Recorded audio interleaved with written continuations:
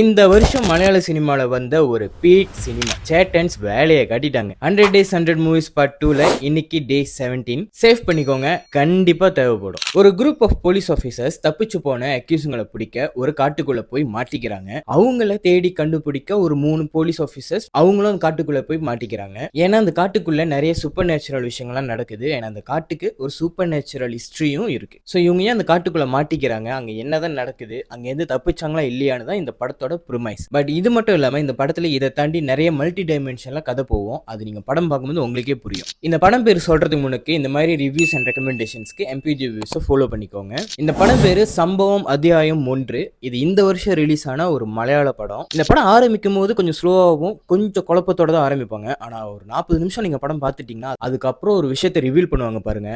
அதுதான் இந்த படத்தை போய் பீக்ல நிப்பாட்டும். இந்த படம் உங்க மூளையை ரொம்ப கசக்கி யோசிக்க வைக்கிற ஒரு படம். சேட்டன்ஸ் உங்க மூளைக்கு ரொம்பவே வேலை கொடுத்திருப்பாங்க. அண்ட் இந்த படத்தோட மெயின் ஹைலைட்டே அந்த அட்மாஸ்பேரிக் சினிமாட்டோகிராஃபி தான். ஏன்னா சுத்தியுமே காடு, சுத்தியும் மரம், ஆனா அதை டிஃப்ரெண்டா காட்டணும். அந்த மூட்டையும் அந்த டென்ஷனையும் நமக்கு பில்ட் பண்றதுக்கு நிறைய ஒர்க் பண்ணிருக்காங்க. அதுதான் இந்த படத்தோட பிளஸ்ஸாவே இருந்துச்சு. ஏன்னா நம்மளே அந்த காட்டுக்குள்ள மாட்டிக்கிட்டா எப்படி இருக்குமோ அந்த மாதிரி ஃபீல் பண்ணுவோம். ஸோ உங்களுக்கு ஒரு டிஃப்ரெண்ட் கைண்ட் ஆஃப் த்ரில்லர்ஸ் படம் பார்க்கணும் அப்படின்னு நினைச்சீங்கன்னா கண்டிப்பா இந்த படத்தை மிஸ் பண்ணாம பாருங்க. இந்த படம் எங்க அவைலபிளா இருக்குன்னு கீழே கேப்ஷன்ல சொல்லியிருக்கேன்.